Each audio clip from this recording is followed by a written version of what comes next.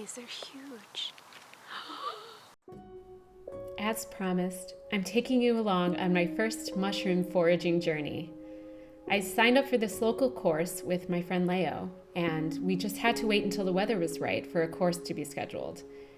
It was such a gorgeous day in this beautiful forest I had never been to before, and I was so excited.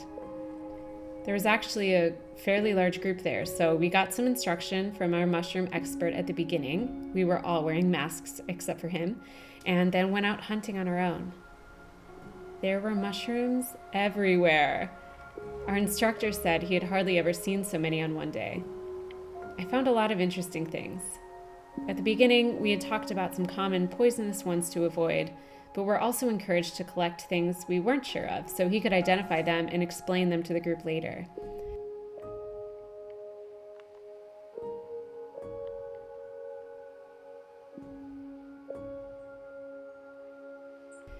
But mostly we were looking for these guys, Mahonen in German or Seps in English, sometimes called chestnut seps.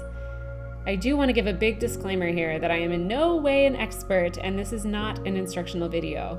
If you're curious about mushrooms, I highly recommend you find a local course in your area. There are a lot of poisonous and deadly mushrooms, so it's really important that you learn to identify the edible ones in your own environment and with a trained expert. This one, for example, I'm pretty sure is the one that our teacher said creates a store of antibodies in your body until it mysteriously kills you, usually 6 to 8 months after eating them. That just seems especially rude. But I'm not saying all of this to discourage you from searching, quite the opposite. But I am saying this to scare you a bit because mushrooms are strange and wonderful and terrible. This, for example, super beautiful, also super deadly. It's very possible to learn, but just so important to be sure.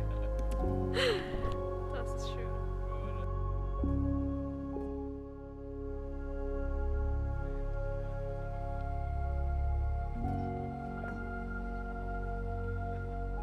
Ja, weiß ich nicht, aber du kannst es mitnehmen und fragen, was es ist.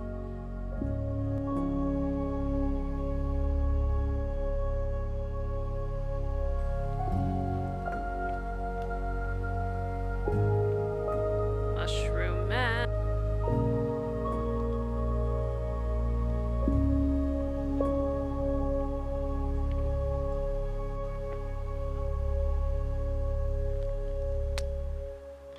Oh, sandwich in the mouth. Pizza in die Hände. Schön. Ja, ist ein prächtiges Exemplar. Ich glaube, viel größer werden die auch nicht. Und guckt um sich und auf einmal, sobald ich stehen blieb, wuchsen die Pilze aus dem Boden. The ground everywhere was covered in a soft bed of moss and pine needles. And walking through the ferns that changed color everywhere were just breathtaking.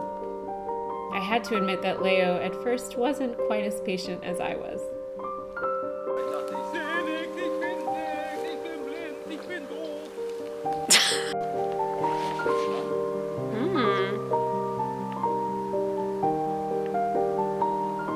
Focus.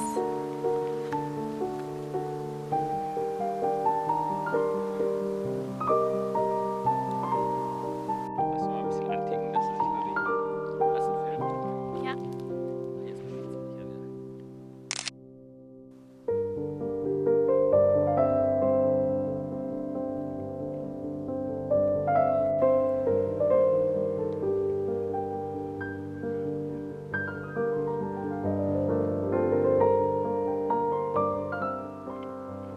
I really enjoyed how slow and mindful the hunt was. And this day was so beautiful, and I was so excited to finally be realizing this dream of mine that the whole day felt completely special and magical to me.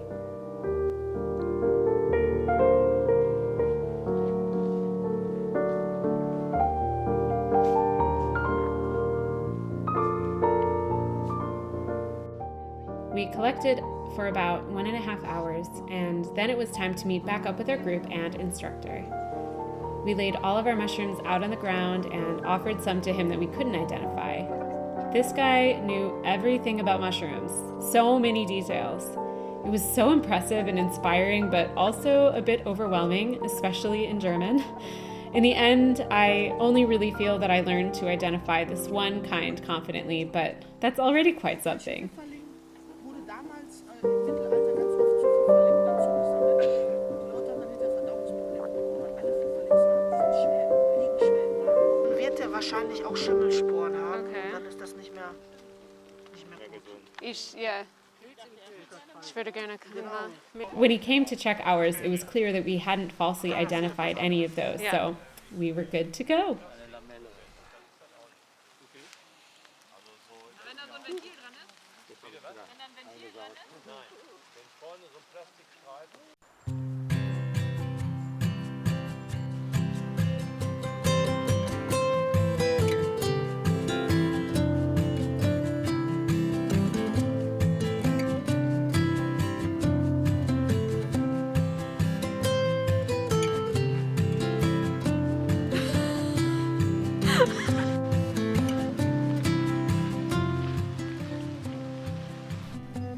So we went back to Claire and Leo's house to process and cook the mushrooms.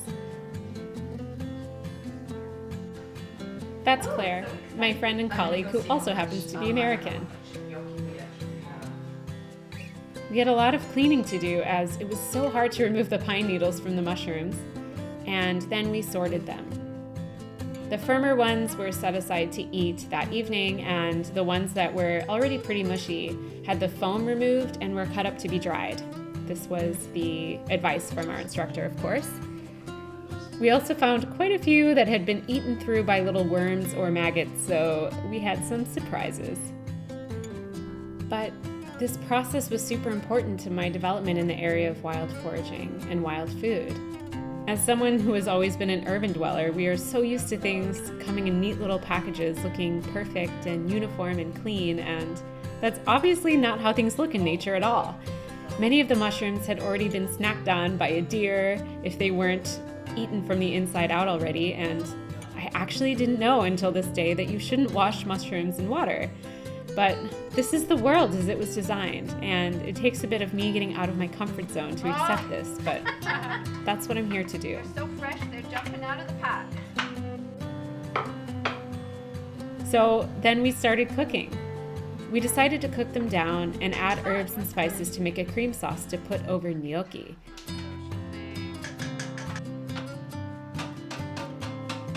I also remembered I had never pulled up my carrots that I had planted in their garden, so I went out to get them for the salad.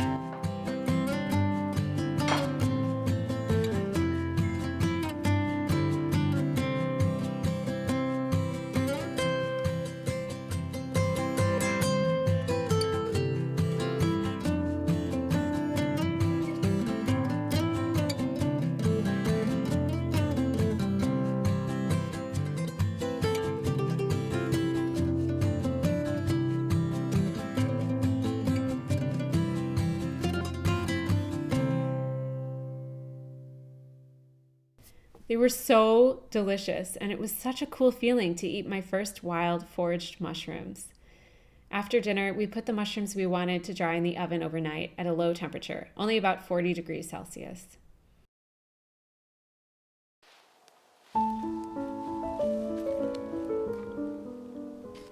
So Leo and I decided that we should go mushroom hunting again the following week because we didn't want to forget what we had learned. This time, though, the conditions weren't as good and there weren't nearly as many mushrooms. We aren't sure if it was too dry or too cold or both, but in any case, it was harder to find mushrooms because there were less and also more leaves had fallen. And as they're brown, they were hard to spot and often hiding under the foliage on the ground.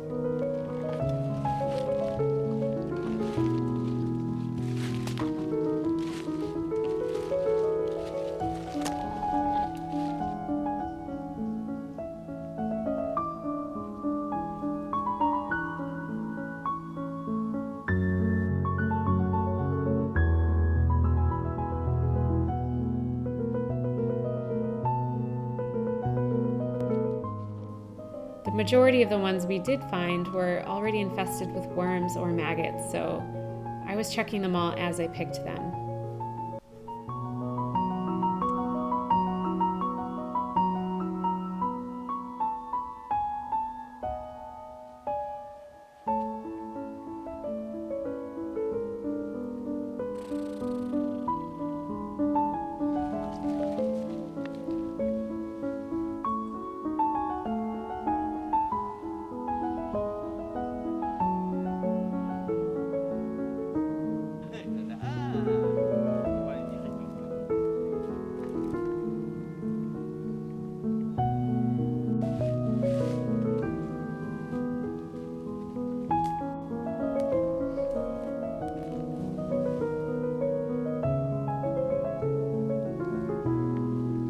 case, it was a beautiful sunny day and we were out twice as long, but in the end, still found a fair amount.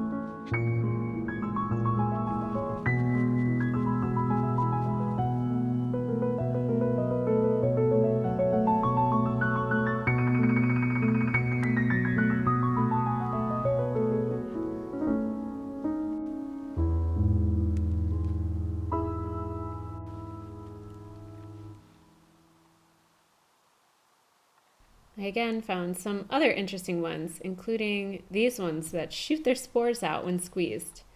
It's important never to inhale these spores, FYI.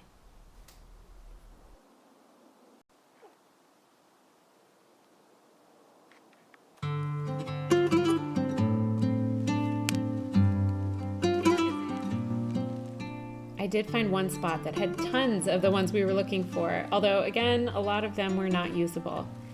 In any case, I dropped a pin there on Google Maps so I can find it again next year, as it seems to be an especially good spot for them.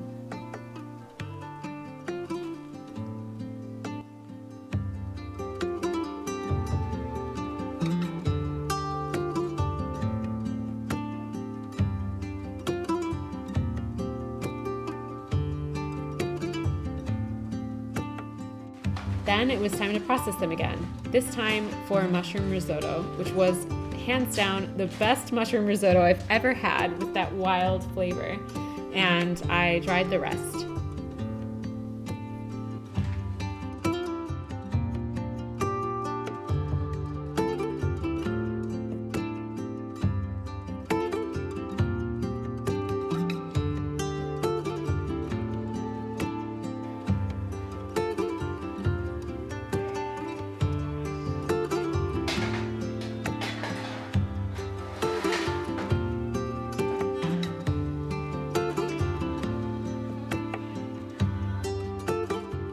So that's it for my first mushroom adventure.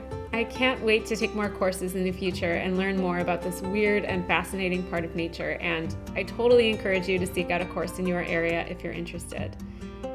Be sure to like the video and subscribe for more nature, wildcrafting, and homemade adventures, and check out my Patreon for more exclusive content. Be well, get outside to enjoy the earth, and I'll see you again very soon.